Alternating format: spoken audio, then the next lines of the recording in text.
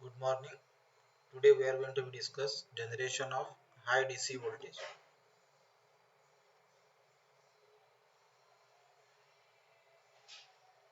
So in case of high DC voltage generation, we have five types of circuits.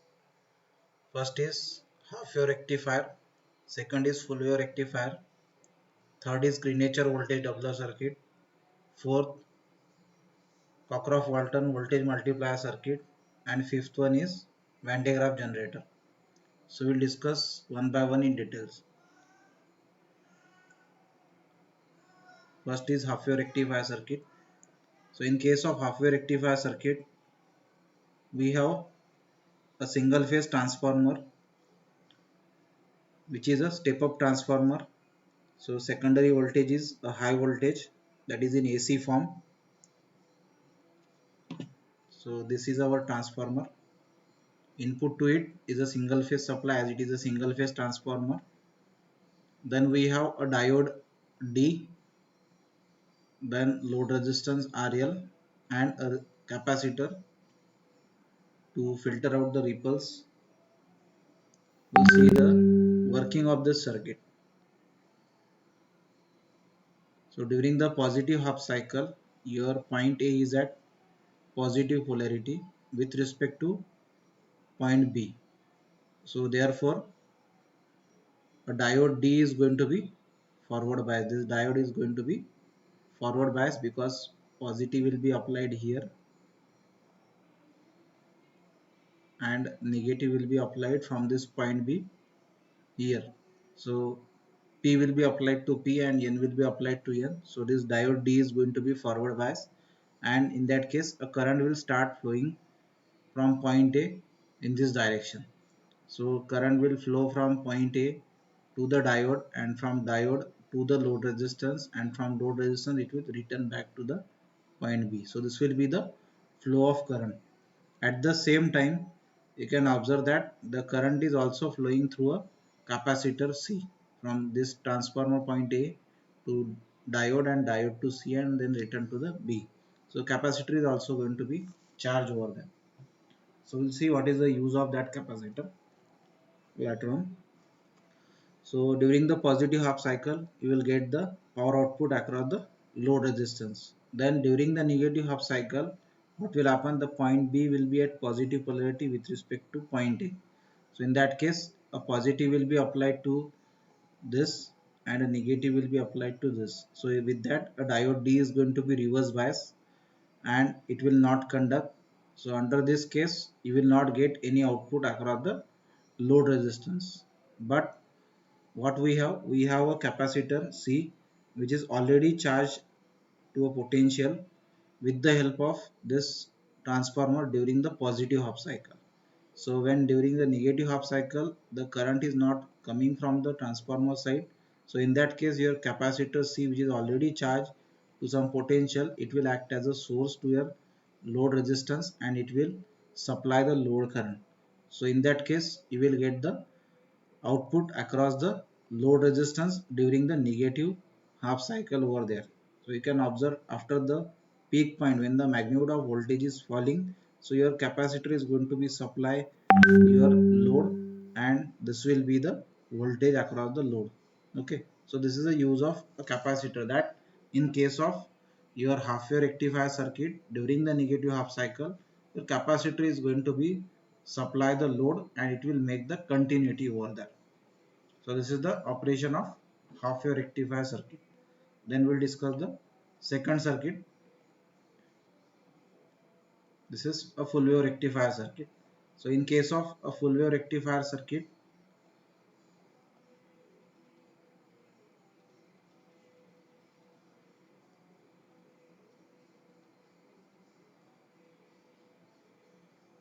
so this is your full wave rectifier circuit. In case of full wave rectifier circuit, again we have a transformer, but this transformer is now a center tap transformer, secondary having a center tapping over there. It is again a single phase transformer and having a step up operation. So secondary voltage is a high voltage. Now here we are using two diodes, diode D1 and D2, load resistance RL and a filter capacitor, that is ripple free capacitor. C.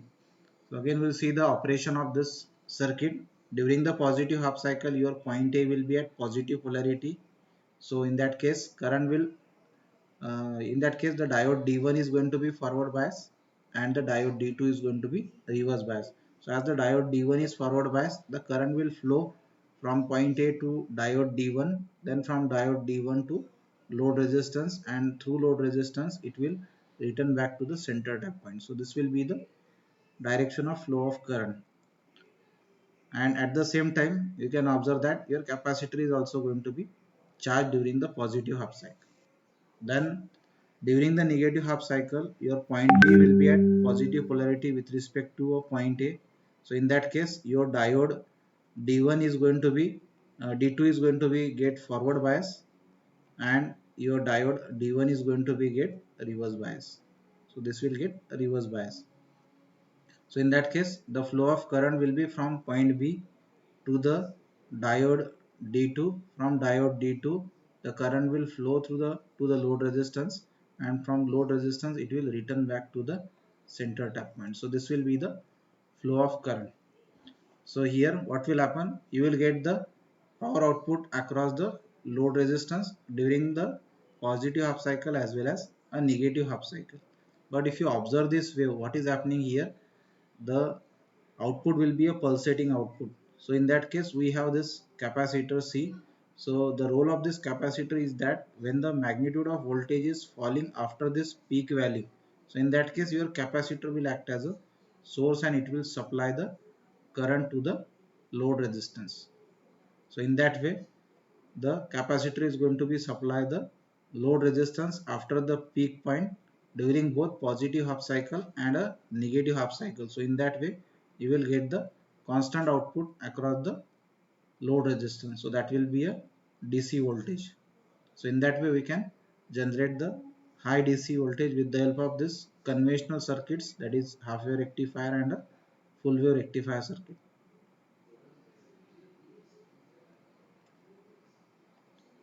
Then the next circuit is a Greenacher voltage doubler circuit. So in case of a Greenacher voltage doubler circuit, what we do, the circuit is going to be double the input voltage. So whatever the voltage we are inputting to the circuit, so that voltage is going to be double at the output side. So again we have a single phase transformer. So input is single phase, it is a step up transformer.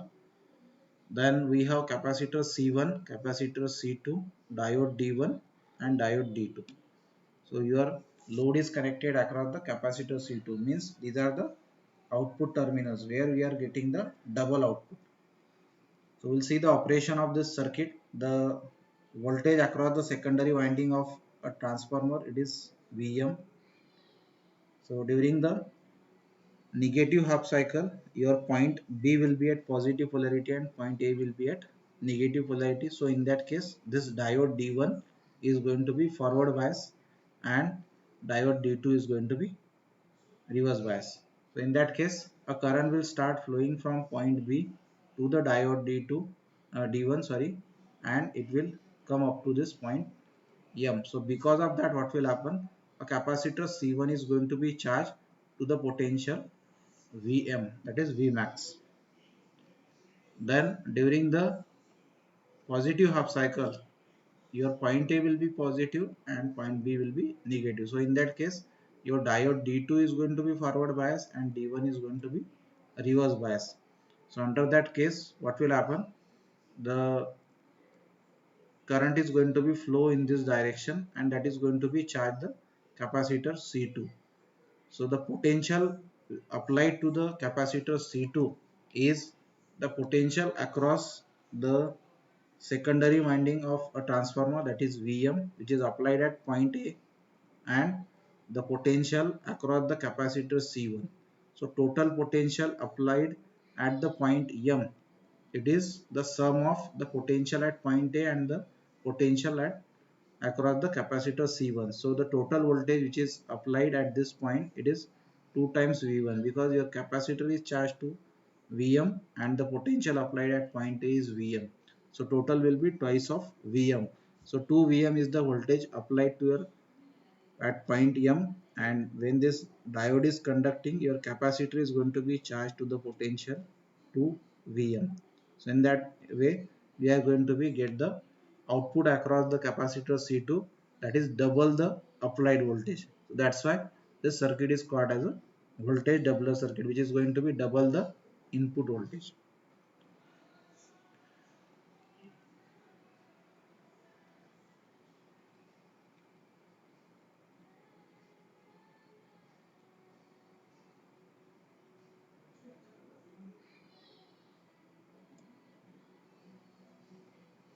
The next circuit is a voltage multiplier circuit. So it is called as a Cockcroft-Walton voltage multiplier circuit. So this circuit is nothing but the extension of your voltage doubler circuit. So in case of voltage doubler circuit, we have just seen a single stage.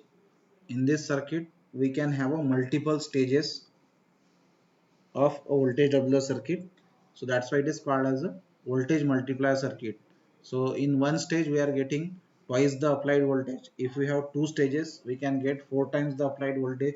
If you have three stages, we can get the six times the applied voltage. So that is the use of a multiplier circuit. So here you can observe this is a single stage. So this will be a first stage.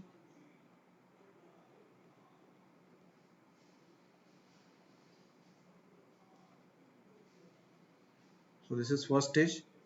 Then this will be a second, and this will be a third stage. So these are the three stages here.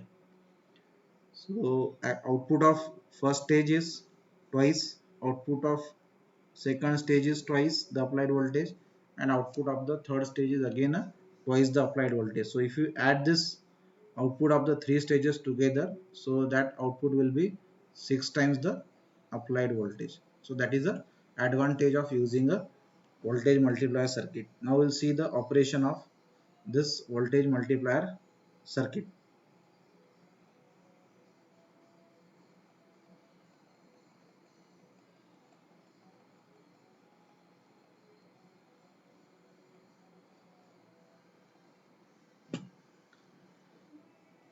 So this is a single phase transformer. Again it is having a step up type. Output across the secondary winding is say Vm, that is maximum voltage. Now we have capacitor C1, then C1 dash, D1 and D1 dash as the diode in the first stage. Then in the second stage we have C2 and C2 dash as a capacitor, and D2 and D2 dash as a diode. In the third stage we have C3 and C3 dash as a capacitor, and D3 and D3 dash as a diode. So here the output is taken across this terminal. So you can observe here from this earthing point to this earthing point, the circuit is going to be complete because a load resistance is connected at this point. So the complete circuit will be, it is going to be complete path from earthing to earthing over there. So the voltage which is applied to your load resistance, it is the voltage across the capacitor C1 dash, C2 dash plus C3 dash. So total will be a 6 times the applied voltage will be applied to the load resistance. So we'll see how it is going to be work. So we have seen the operation of voltage doubler circuit. So it is an extension of voltage doubler circuit. So this capacitor C2 is already charged to the potential 2 Vmax, as we have discussed in voltage doubler circuit. Now during the next negative half cycle, your point B will be positive, point A will be negative. So during this negative half cycle, this positive polarity will be applied at point M dash through the capacitor C1 dash, and because of that the diode D2 is going to be forward bias, and in that case the capacitor C2 is going to be charged to the potential Vm. Then during the positive half cycle, your point A will be positive and point B will be negative. In that case, what will happen? A positive polarity will be applied at point N through capacitor C1 and C2, and due to that the diode D2 dash is going to be forward bias. So the flow of current will be from this point A to the diode D2 dash, and through that the capacitor C2 dash is going to be charged. So the voltage at which the capacitor C2 dash is going to be charged is the voltage across the secondary winding of transformer and the voltage across the capacitor C2. So that total voltage will be twice the applied voltage. So the voltage at which your capacitor C2 dash is going to be charged is twice Vm. Then in the next negative half cycle, again your point A, point B will be at positive polarity and point A will be at negative polarity. So this positive polarity will be applied at this point N dash through the capacitor C1 dash and C2 dash. Then because of that a diode D3 is going to be forward bias, and that will charge the capacitor C3 to the potential Vm. Then during the next positive half cycle, your point A will be positive and point B will be negative. So under that case, a positive polarity will be applied from point A to the point O here, and it is applied through capacitors C1, then C2 and C3. So in that case, the diode D3 dash is going to be forward bias, and it will start charging the capacitor C3 dash. So the voltage at which capacitor C3 dash is going to be charged is the sum of the voltage across the secondary and the voltage across the capacitor C3. So the voltage at which your capacitor C3 dash is going to be charged will be twice of Vm. So in that way, we are getting the output across this three capacitor, that is C1 dash, C2 dash and C3 dash, and this voltage is now applied to the load resistance. So in total, the voltage which is applied to the load resistance, it is 6 times the applied voltage. So this is the use of your voltage multiplier circuit. In that way, we can generate the high DC voltage with the help of this circuit.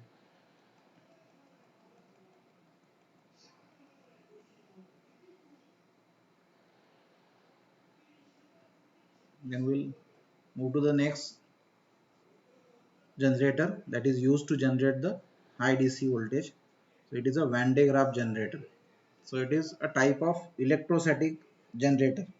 Electrostatic means if you are going to be store the charges with the electrostatic phenomena on a particular surface, and if you continuously go on storing the charges on that surface, so in that case what will happen, the potential of that surface is going to be increased. So on the same principle, this Van de Graaff generator is going to be work. So here if you observe, there are two pulleys. One is called as a lower pulley, another is called as a upper pulley. These are the two pulleys. So this is a lower pulley and this will be a upper pulley, and this lower pulley is driven with the help of a motor, and one insulated belt is mounted on this two pulleys. So this will be a insulated belt mounted on the two pulleys. So if you observe, the direction of movement of this belt is clockwise, and at this point we have a lower spray point is there. So this is a lower spray point which is used to spray the positive charges on the insulated belt. So for spraying the positive charges, a controllable spray voltage or a corona discharge voltage will be used over there in order to produce the positive charges and to spray them on the insulated belt.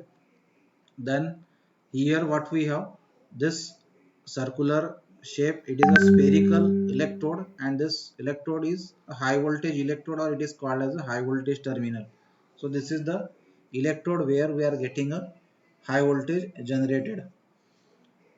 At this upper pulley we have, this will be called as a collecting needle, or it is called as a collector.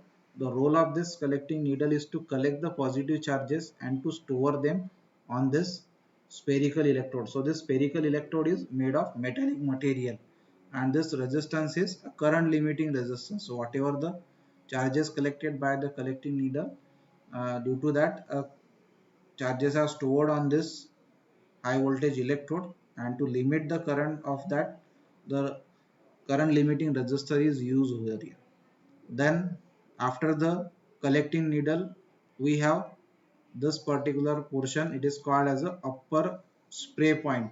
So this upper spray point is connected to a spherical electrode from one side, and the other side is connected near the insulated belt.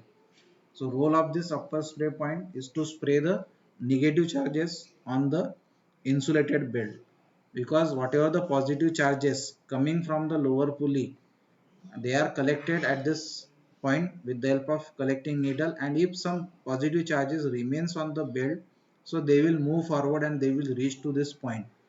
So at this point, this upper spray point is going to be spray the negative charges. So this negative charges will neutralize the positive charge, and in that case, if additional charges are there, so that negative charges, additional negative charges, they will move in the downward direction from the belt. So they will again reach to this lower spray point.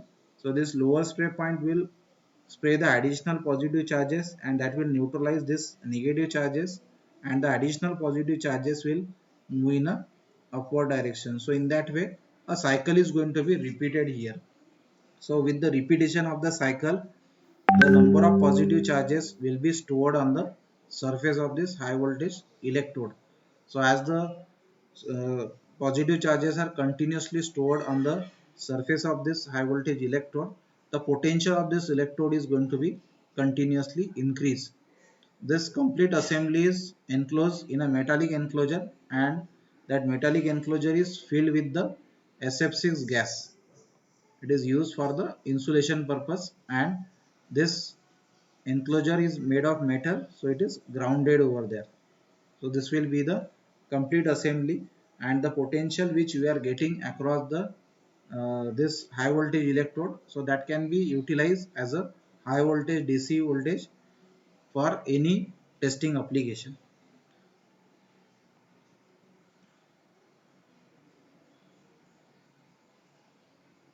So these are some pictorial views of Van de Graaff generator. So in this case, you can see the 3D model. This is the lower pulley, this is the upper pulley. There is a insulated belt mounted on it. This is lower spray point. The pulley is driven with the help of this motor. This is lower spray point, which is used to spray the positive charges. This is upper spray point, which is used to spray the negative charges on the insulated belt. And this will be a spherical electrode, which is used as a high voltage electrode, where the charges are being stored over there, and the direction of rotation of this belt is clockwise. Similarly, here you can see again a pictorial view how the voltage can be measured, that is shown over there, and this is a actual model of a Van de Graaff generator. So how it is being constructed, that is shown over there. So hope you understand how the high voltage DC is generated with the help of some circuitries in the laboratory for the testing purpose. Thank you.